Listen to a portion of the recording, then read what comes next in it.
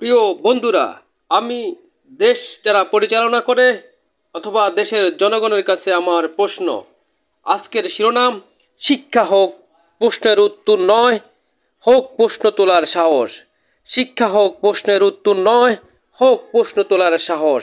সম্মানিত দেশবাসী, প্রিয় শিক্ষকবিন্দু এবং শ্রদ্ধেয় শ্রোতা, আসসালামু আলাইকুম।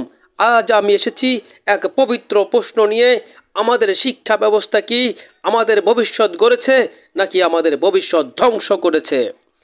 আমরা যে শিক্ষা ব্যবস্থা বড় হচ্ছি, সেখানে মুখস্থই প্রধান গুণ। জ্ঞান নয়, নম্বরই উদ্দেশ্য। প্রশ্ন নয়, উত্তর মুখস্থ করাই নিয়ম। এই শিক্ষা কি আমাদের চিন্তা শক্তি গড়ে তুলেছে? এই শিক্ষা কি আমাদের বিজ্ঞানী, গবেষক, অধ্যাপক তৈরি করতে পেরেছে? না বন্ধু, পারে নাই। আমরা তৈরি করেছি শুধু চাকরির জন্য প্রস্তুতি এক প্রজন্ম, যারা শুধু বিসিএস ক্যাডার, শুধু বিসিএসের জন্য পাগল, যারা প্রশ্ন করে না, যারা নতুন কিছু আবিষ্কার করতে জানে না।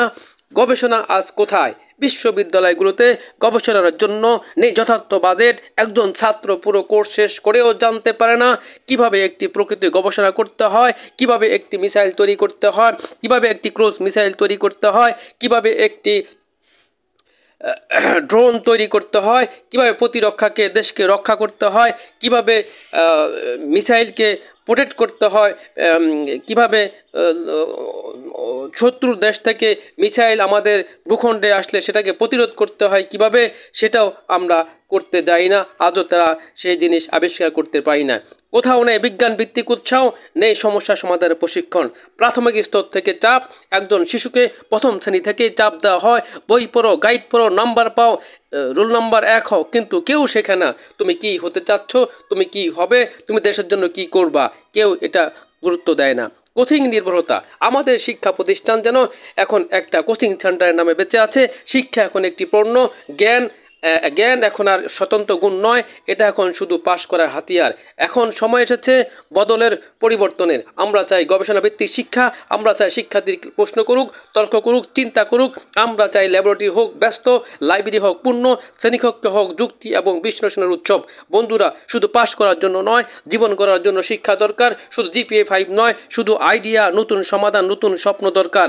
আজকের এই মঞ্চ থেকে আমি যে বার্তাটি দিতে চাচ্ছি, শিক্ষার সংস্কার ছাড়া জাতীয় উন্নয়ন সম্ভব নয়। গবেষণাহীন শিক্ষা ব্যবস্থা মানেই অন্ধ জাতি। তাই আসুন শিক্ষাকে প্রশ্ন করার সাহস দেই, শিক্ষাকে গবেষণার স্বাধীনতা দেই, শিক্ষাকে করে তুলি জ্ঞানের আলোয়, অন্ধ অনুসরণ নয়।